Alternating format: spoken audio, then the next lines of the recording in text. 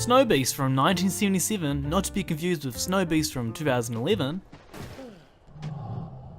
What is that? Is a made-for-TV horror about Bigfoot terrorizing a ski lodge in Colorado. And if that description doesn't get your nipples the least bit tingly and hard, then I really have no idea what would. Written by the man who wrote Hitchcock's Psycho and directed by the man who directed Snowbeast, this film is one hell of a Yeti horror. Fit with skiing, screaming, more skiing. In fact, there's a lot of skiing in this. Like a lot. But even with its abundance of skiing, Snowbeast brings out the inner love we all have for our big buddy, Bigfoot. All the while embracing its inner love for killing innocent skiers. Sheriff, some ski patroller wants to talk to you. Yeah, what about? The man said murder. The film starts with what could easily be an awesome commercial for a ski school.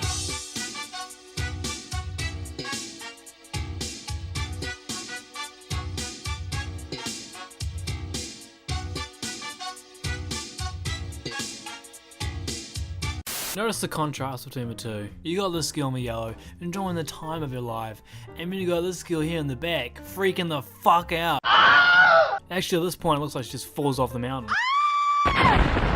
Oh no, she's back. Of course, she's the party poop and wants to leave. Hey, Jennifer, let's go back. But why? It's gorgeous skiing. Because there's something funny. Oh, come on. They continue to ski and oops, we suddenly got Squatch Cam. Hey, Jennifer. Look at these. Some joker. Snowshoes from some mail-order novelty house. What kind of catalog did this bitch buy from? Suddenly the two hear something. This is all she can take, so she's like, fuck this, I am out. With no hesitation, she is out of that bitch in 2 seconds flat. Of course the other girl's attacked by Squatch Cam. That's what you get, bitch, for not listening to me. We're now taken to the ski lodge where the 50th Winter Carnival is soon to kick off, so business is boom. Wait, orgy? Yeah! We're introduced to Mrs. Rill, the lady in charge of the lodge, and also the very first queen of the very first carnival. But I was only 16. That was, Geez, 40, 30, it was the first, now it's the 50th, 50 years ago. We also meet Tony, who's the manager there, and also her grandson. He thinks because he's my grandson, he can treat me as if I were his grandmother. Tony and a ski patroller head out together on an emergency visit to the girl whose friend was attacked at the start. But they seem to take their sweet ass time getting there.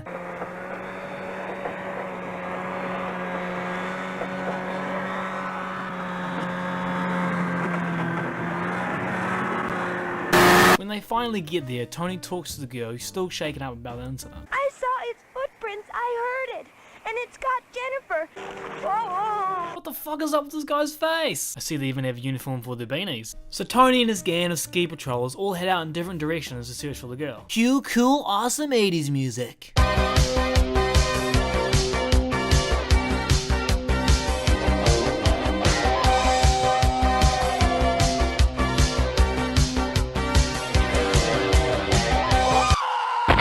Two minutes later, and Tony stumbles upon the girl's clothes, but before he has time to sniff it, a loud scream interrupts. Holy shit, we actually get to see something! We're then introduced to Guy and his wife, Alan Seberg. Do we have your autograph, Mr. Seabird? You gave my father one at the '68 Winter Olympics, but then when you won that gold medal, he sold it. He did?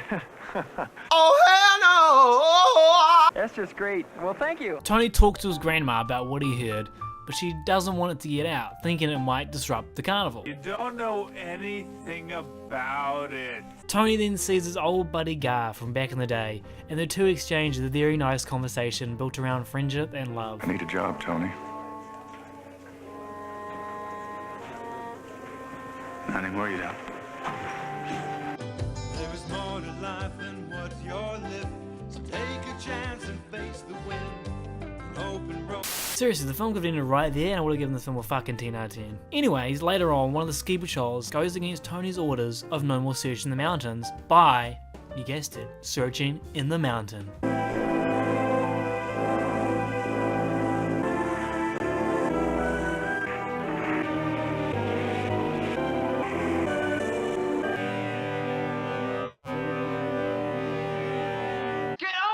He skis until he eventually fucks up his face.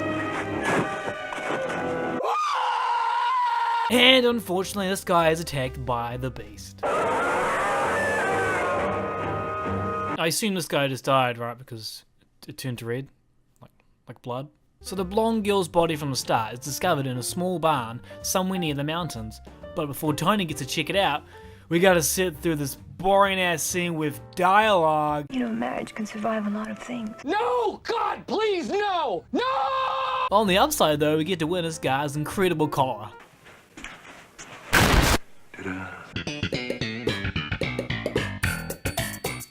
Later on, his wife goes skiing by herself, coming across some big footprints along the way, and they weirdly seem to interest her. 2 fantastic Sasquatch footprints, even showing toes. You know, these look like toes. These look like toes. At the same time, her husband and Tony visit the barn. I was hoping you could help me identify her. I must have seen her somewhere. Maybe I'll recognize her when I see her face. She doesn't have one. We also find this out. My wife. She's a TV journalist. And a while back she did a special on the Bigfoot controversy. What a coincidence. Later that night at the auditorium in town, winter carnival stuff is happening, including this band. And Gart hitting it off with the kids. Things get real bad though when the beast decides to crash their party.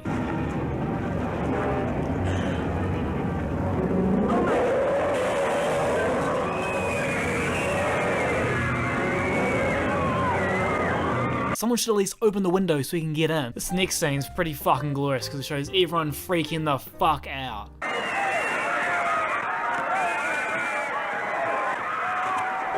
Also, I love how we get a few kids putting on so much work into the performance. It's mostly just this guy. And then there's some kid like this who's just happy to be in the movie. Also, fuck this guy, he's enjoying this shit.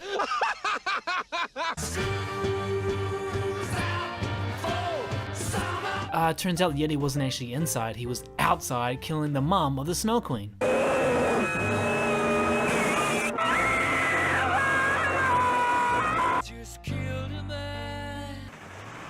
What a mess. So Gar's wife Ellen still hasn't arrived back from her skiing trip, to which she asks a few questions to 2 people. Did you see her come back? No. Sits in his room and then has Vietnam flashbacks.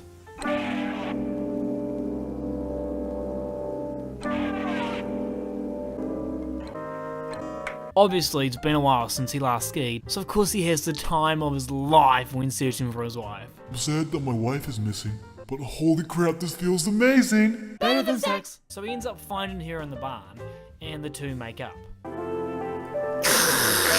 I also assume that they plow because the night passes, and seriously, what the fuck else are you gonna do? Suddenly, the next morning, Bigfoot shows up, and it turns out the barn is where he regularly dumps his bodies. Nice! But before the Bigfoot can actually lay down the law, Tony and the sheriff turn up, scaring the Bigfoot away. The gang managed to convince the sheriff to come with them to try and kill the beast, once and for all. During their search, the skis on the back of their camper get fucked up by the beast. Next morning, after spending the night in the camper, the beast finally launches his first attack.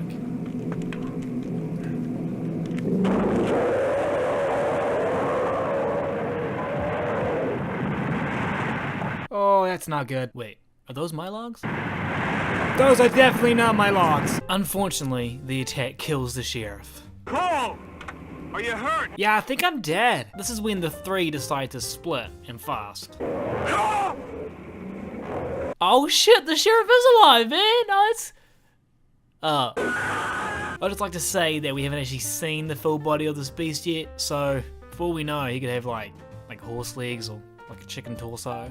After the 3 waited out at the barn, they decide to head back to the camper to retrieve skis and rifles. Tony manages to find a handgun and is quickly put to the test when the beast turns up for a battle. I found a gun! I use it! Jesus Christ, calm the fuck down. Gotta finish it! Welcome to the limit.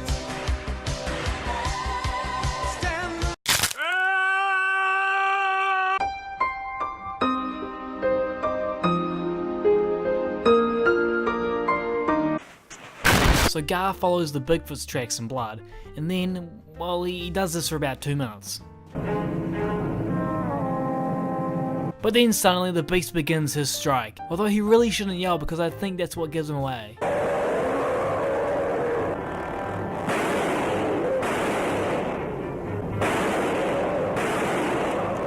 So what happens next is fucking genius, enough so that I forgive every single skiing clip that featured in this fucking film.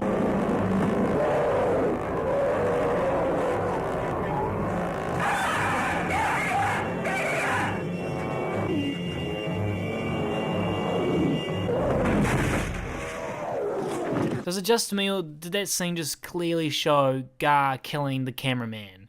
Is that it? Gar just completely got away with murdering the cameraman?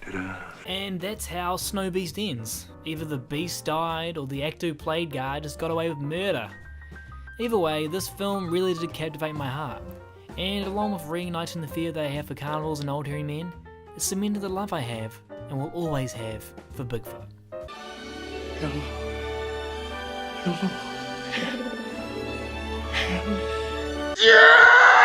Hashtag Bigfoot love is real.